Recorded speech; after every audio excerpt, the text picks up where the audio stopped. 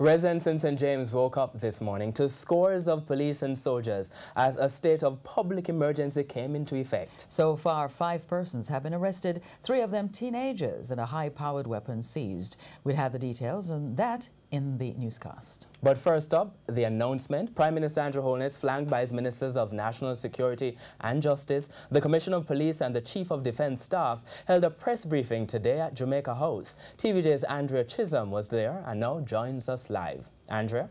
Thank you very much, Archibald and Doreen. Well, for over a year, sections of St. James have been under siege from criminals. In fact, it was the bloodiest parish last year. But today, through a proclamation, the government sent a clear message to criminals. Prime Minister Andrew Holness making the announcement, which has been on the cards for some time. The backdrop, 335 murders in St. James last year. And for the first 13 days of 2018, 6 reported murders. So why did it take so long to call the state of emergency? Some persons may have felt it should have happened long ago. But I'm now of the view that this has happened when we have an alignment of all the variables to make this operation successful. Those variables, a proper plan, resources, and public support. So now the security forces have raised the ante. Operation Take Back St. James is in effect, going after gangs responsible for murders, shootings, scamming, extortion, and other illegal activities. The key operational objectives of the security forces are to disrupt the activities of these gangs, regularize the security environment, and ensure the restoration of peace and the rule of law. That restoration comes with a price, discomfort to all citizens.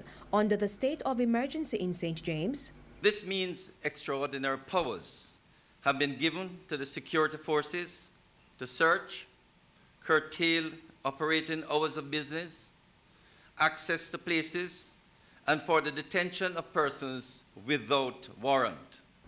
Identification may be required at checkpoints and persons and vehicles may be searched. With more powers, though, great expectations. The security forces are expected and have been directed to treat citizens with respect and protect the dignity and safety of all. All citizens of Jamaica, including the violence producers, can feel safe in the hands of the military as long as you are not threatening the troops. Justice Minister Delroy Chuck added that the human rights of citizens would be protected. Under the Emergency Review Tribunal, appeals can be made in accordance with the regulations. The emergency regulations powers, he said, will be tabled in the House of Representatives at its next sitting. Citizens can also make complaints through a hotline, 837-8888. Now is the time to tell us who the gunmen are and the gangsters, because a gunman or a gangster in your community is a danger not only to your community, but is a danger to you. Meanwhile, there were also questions about crime-fighting plans for Clarendon, which recorded 168 murders last year, and how long the state of emergency in St. James would last. There are some questions that will be asked here which we will not answer. Not that we don't have the answer, but we will not answer it because we do not want to disclose our strategic intent. The proclamation stated that unless revoked, the state of public emergency will remain in force for 14 days or longer, not exceeding 3 months. It should be determined by a resolution supported by a 2/3 majority in both houses of parliament. Andrea Chisholm, TVJ News.